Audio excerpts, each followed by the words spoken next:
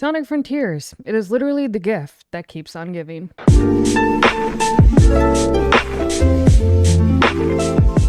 Hello everyone, it's me, Annelvis, back with another video, and today we're going to be talking about some news that have just came out about Sonic Frontiers, or at least it came out at least a day ago at the time I'm recording this. But we have been wondering about how Sega's been taking all of the grand success that has been going on with Sonic Frontiers. It's been selling very well. As of the end of December of 2022, it has sold over 3 million copies, something that has not been done in a long time for Sonic, like about 2 decades, I've heard. And while the critics have been more mixed, as we can see here in Metacritic, the audience score has been very high at that lovely 8.2. It has been nothing but an overall success, more so on the fan sides. The critics a little mixed, but, you know, the fans are the ones that are actually paying money to play this game, so, you know. And Sega has released some news about some of their marketing strategies, as well as some of the plans they've had going forward for Sonic Frontiers. And as you can see here, there's an article that's just been, I have this article pulled up. Sega talks Sonic Frontiers future plans, promotion, DLC, and the latest investors Q&A.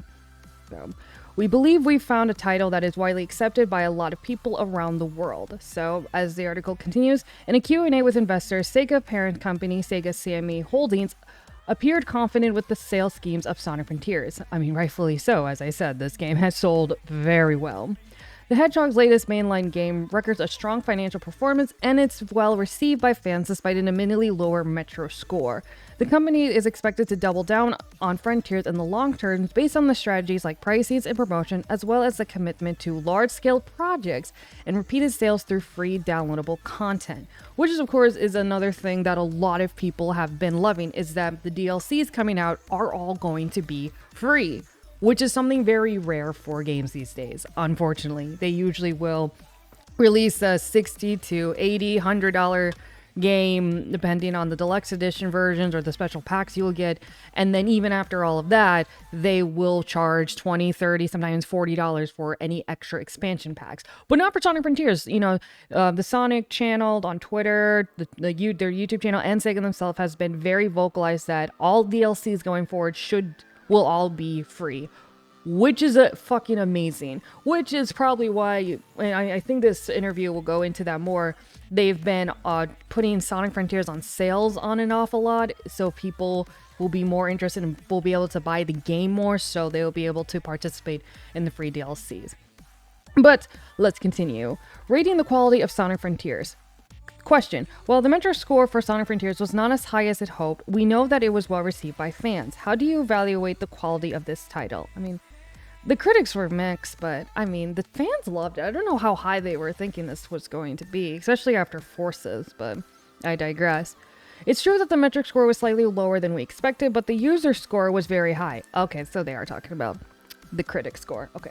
With that, we believe we found a title that is widely accepted by a lot of people around the world. It is to be believed that we can build more repeated sales of Sonic Frontiers through pricing, discounts, and the recent announced DLCs. We plan to further promote the Sonic franchise in the future, such as the release of Sonic Prime, the third Sonic film, and the merchandising opportunity. As, I mean, anyone who's go on Steam a lot, or even on the Sonic Frontiers site, I mean, as I said, like, they've been putting Sonic Frontiers on sale on and off, which, like, even in December, which is when they hit 3 million during Black Friday, they put the game out on sale.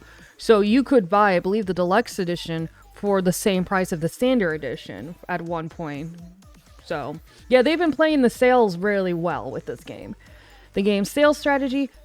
Question, even though you've done sales for Sonic Frontiers, the average unit price has not decreased that much. Please tell us about your future sales strategies.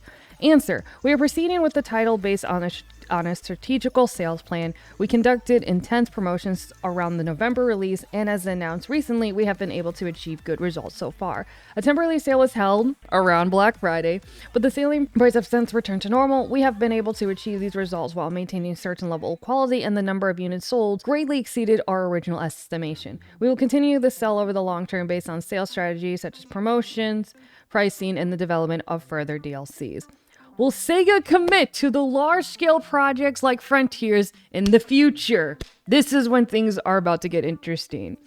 With the strong performance of Sonic Frontiers, will you be focusing more on products like it in the future? Answer: we've expected development costs for new titles to grow even larger in the future. We will strive to ensure sold quality in the development of major titles from our existing franchise. However, development labor costs will rise due to the impact of the global international environment, and we expect these trends to continue for the foreseeable future. Since it's necessary to take on these challenges for major titles, we are proceeding with a bigger budget and even from the basic research stage. Therefore, we assume the development costs for future new titles will increase accordingly. Generated repeated sales. Considering your earning forecast for this year and the current marketing environment, I assume that there will be a lot of uncertainty about the next fiscal year. How are you planning to increase repeated sales during the current terms, and what is the status of the new titles? Since there were many new titles in the previous year, we took on a strategy of repeated sales in our plan coming into this year and to continue to fall short of our forecast. On the other hand, despite the not so favorable market environment, we're able to maintain the same level of repeated sales as in the previous years. We believe that the prospects are clear to some extent, given that the titles that have performed well this term, such as Sonic Frontiers. And with the upcoming DLCs, we believe that its sales will increase even further. We also like to consider sales strategies. News works are scheduled for Like a Dragon series and more. Please keep your eyes open for upcoming titles. So there you have it. It has been officially confirmed that Sega does plan on finally giving Sonic a bigger budget to work with, which was the problem when it came to, I think, after the Boom era, where they put so much millions and millions into that entire franchise, more so in marketing than the game itself, only for it to completely flop because, yeah, what were they going to think changing a game for all platforms to with the Wii U exclusively mid-development that wasn't going to go wrong? Like, I mean, it obviously shows that Sega, despite Sonic's big name, Sega had like their own doubts and kind of piled back on the budgets that they were going to put into these Sonic games. Because despite how well Sonic Mania did and how mixed the reception with Forces was, both games were made with very small budgets for a game or for a franchise you would expect from Sonic.